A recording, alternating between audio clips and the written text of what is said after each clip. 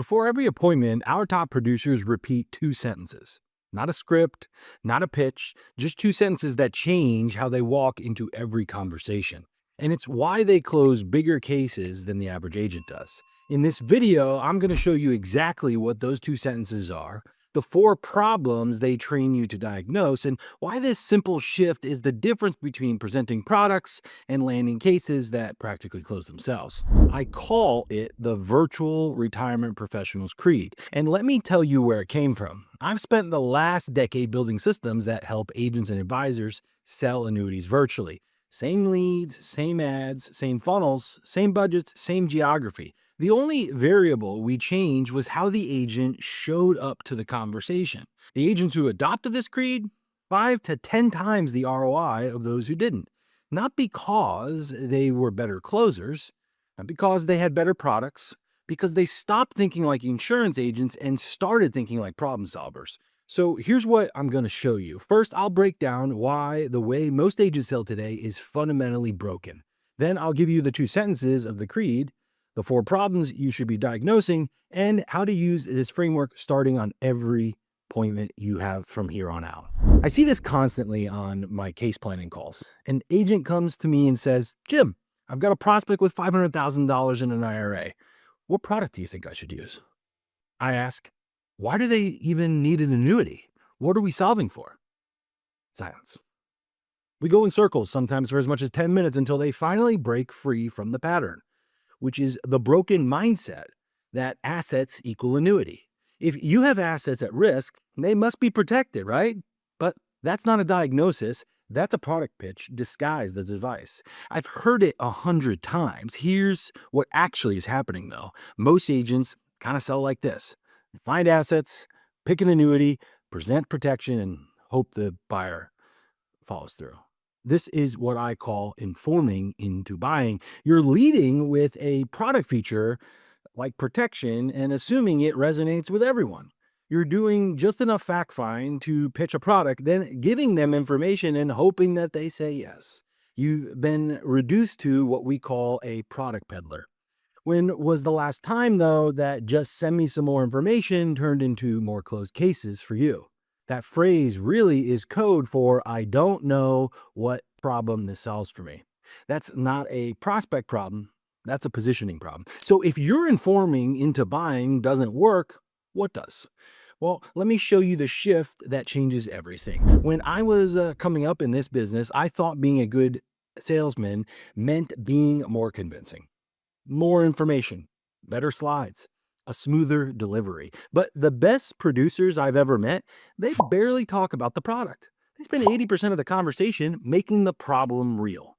The annuity is really just the last 5 minutes. And when I started selling virtually, I thought I could do the same thing I did in person, just on Zoom. I was wrong, though. Maybe you can relate.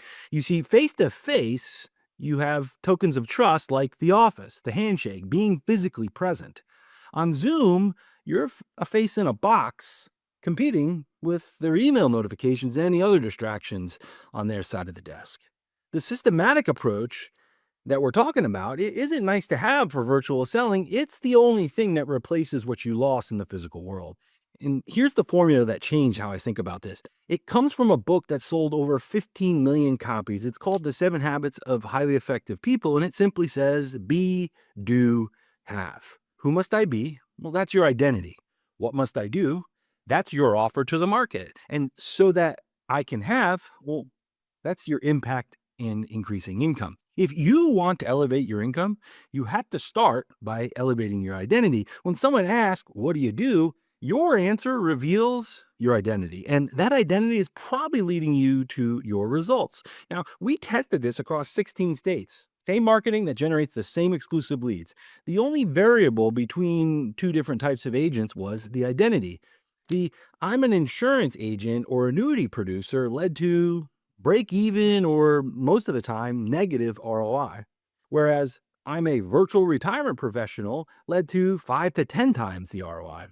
So what does a virtual retirement professional actually do differently? Well, it starts with two sentences. Here is the first sentence of the virtual retirement professional's creed. It says, I take responsibility for uncovering fundamental retirement problems that I can solve. I want you to read that again. I take responsibility for uncovering fundamental retirement problems that I can solve. Not I present annuities, not I protect assets. I take responsibility for uncovering problems. That's a completely different posture. You're not there to sell, you're there to diagnose. And there are exactly 4 fundamental retirement problems you should be looking for. Number 1, income gaps. Say your client makes $130,000 a year, and based on their assets, safe withdrawal rates, and inflation adjusted growth, they're looking at 51% in income reduction at retirement. That's a $66,000 problem. Now you know what you're solving for. You're solving for that income gap. Number 2 is tax bombs. Say they have $800,000 in a traditional IRA. Every dollar they withdraw is taxable income. You know that. When RMDs kick in, they could get pushed into a higher bracket and trigger IRMA surcharges on Medicare. That's a tax bomb waiting to go off. Number 3 is long-term care surprises. No one plans to need long-term care, but the AARP research shows that 56% of people turning 65 will need it. And the median cost is over $100,000 per year. So without a plan, it liquidates everything they built. Number 4, legacy erosion. They want to leave $500,000 to their kids, but after taxes, market risk, potential care costs, the math says that they'll have $200,000 left over. And that's their legacy eroding before their very eyes. See, when you can name the problem, the conversation actually changes quite a bit. You're not asking them to buy a product. You're asking them, do you want to solve this or not? Protection for the sake of protection is the old way. Protection because your income drops by 51% at retirement, that's the reason that they will act. Here's the second sentence of the creed. It says, I develop a mutual awareness of the problem so that my client desires their annuity solution and urgently moves towards it like the perfect puzzle piece they need to secure the best retirement possible. This is the method. And the key phrase here is mutual awareness. It's not enough for you to know that they have a problem. They have to see it, feel it, and ultimately acknowledge it. Your job isn't to inform them into believing it. Your job is to ask questions that surface it, questions that make the gap undeniable. Think about a puzzle. When you've done the diagnostic work and they see the gap and you hold up the solution, they already see where it fits. It's not selling at this point, it's completing the picture. They move towards it because it's their solution to their problem, not your product, but their puzzle piece. You see, my mentor Joe Polish taught me this. He says money earned ethically is a byproduct of value creation, and that means professional selling really just equals solving. People don't buy things that make sense. People buy solutions to real problems that they're fully aware of and have an intense desire to solve. And so when you develop that mutual awareness of a real problem, you create that desire. That's when prospects enter what I call solution pursuit. It's like when you want to binge the next episode in the series, that leaning forward momentum. When the problem is real, that's what you get in your sales process. And when the problem is real, something interesting happens to the size of your cases. There are really 2 buying postures. Now, scarcity says, what's the minimum I need to do? This is what you get when someone feels like they're parting with money. They really negotiate against themselves. They kind of hold back. Whereas abundance says, how much can I do?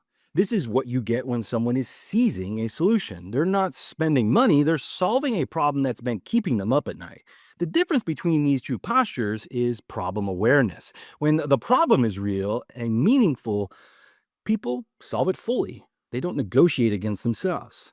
That's the difference between a $50,000 case and a $500,000 case. Same client, same assets, same products available to you to present. The only difference is whether they see this as spending money on a product or solving the problem that keeps them up at night. When you've made the problem real, when you've developed mutual awareness, they ask, how much can I do? Instead of what's the minimum, or act as if, right? It almost feels like they close themselves because you've made the problem real and necessary to solve. The benefit is the story behind the feature. So here's what I want you to do. Before your next appointment, ask yourself, which of the 4 problems am I diagnosing?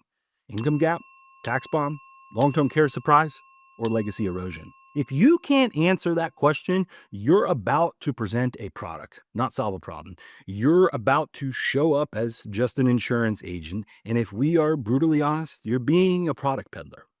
You get treated like one, and you'll have the results of one too.